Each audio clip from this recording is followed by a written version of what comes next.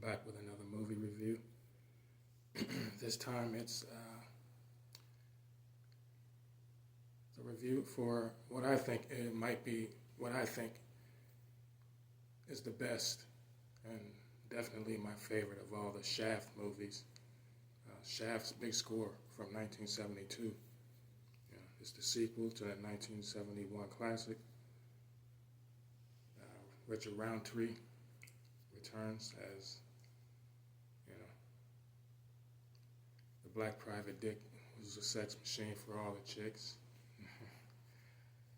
Yeah, but the first one is the one that it's the one that started it all, based on a novel by Ernest Toddyman.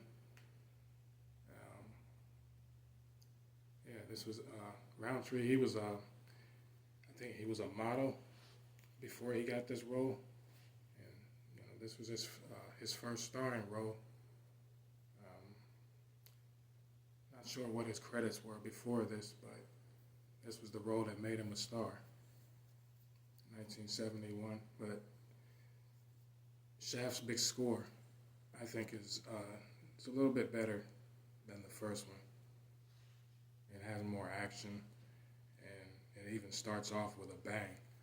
Um, Shaft receives a call from a friend who's an insurance investigator and a mortician, and he calls Shaft, tells him that he's in trouble, and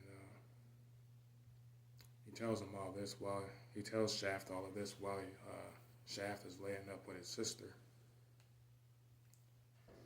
By the time Shaft gets to him, he's blown up. His place blows up. And, Shaft has to figure out what happens. But also, this police captain, played by Julius Harris, you might remember he played Scatter in Superfly, who was pretty much the mentor to Priest, Ron O'Neal's character. Here he plays a police captain. And yeah, he's on the case too. So, and also there's another fella involved in this, a man named John Kelly, who was also looking for $250,000 that he was going to get from Cal Ashby, the man who blew up. And he needs that money because he owes it to this mob guy named Mascola. So that's where the movie goes. Shaft is he has to protect his friend's sister, and while also being caught up in this war between Bumpy Jonas, played by Moses Gunn. He was in the first movie where he hired Shaft to rescue his daughter, who was kidnapped by the mob. And this time, he's dealing with the mob again. This time, mob in Queens. This Mascola, he wants a piece of Kelly's action. 50-50. At least that's what he says. But yeah,